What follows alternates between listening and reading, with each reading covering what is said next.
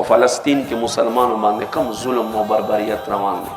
په سوشل میډیا هر مسلمان خبر دی، خو دومره مسلمان نه کېږي چې کم از کم دا لاس خو ورپاره اوچت کړه چې یا ربه تکلیفونه عذابونه راوستونکی ته مولای کریمه څنګه چې د قوم عاد قوم ثمود اصحاب ایکه خلک برباد کړل، دقسې دا خلک چې زموږ د فلسطین په مسلمانو باندې ظلم کوي دا خلک هم تباه و برباد کړي. حضرت صلاح الدین ایوبی رحمت الله علیه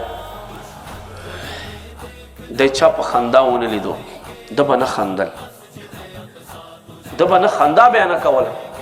تاریخ لیکي حضرت صلاح الدین ایوبی رحمت الله علیه نه چا تپوس وکړو چې تاسو بالکل نه خاندئ، وجه څه ده؟ وایي زه به څنګه وخاندم، زه به څنګه وخاندم چې میدان محشر په ورځ الله ما نه تپوس وکړي چې صلاح الدین زما کور بیت المقدس د کفارو په لاس کې او تا خنداګانې کولې ګرځېدې، زه څنګه وخاندم؟ نو بیا دې جذبې سره او دې شوق سره الله رب کریم مسلمانو ته هغه ورځ ورښکاره کړه چې حضرت عمر رضی الله تعالی عنہ دور نه بعد بیا مسلمانو ته صلاح الدین ایوبی رحمت الله په دور مقدس کې الله مسلمانو ته بیت المقدس فتح ور نصیب کړه. نو ما عزتمندو قدرمندو مطلب څه دی؟ مطلب دا دی مونږ مسلمان نور څه نشو کولی، دوه کارونه مونږ مسلمان کولی شو، دوه کارونه. یو دا کار دی چې مونږ مسلمانو دپاره دعا کولی شو.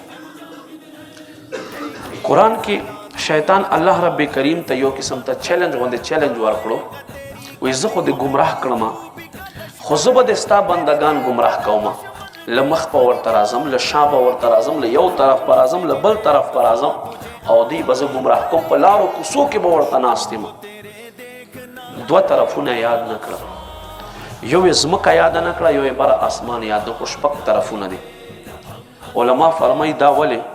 وی څوک چې رب ته سجدې ډېرې کوي په ځمکه باندې سجدې لګوي او بیا لاس اوچت کړي، د لاسو قبله چې دی آسمان دی، نو الله د هغوی خلکو دعاګانې قبلوي، نو شیطان نشي مخیل کېدی.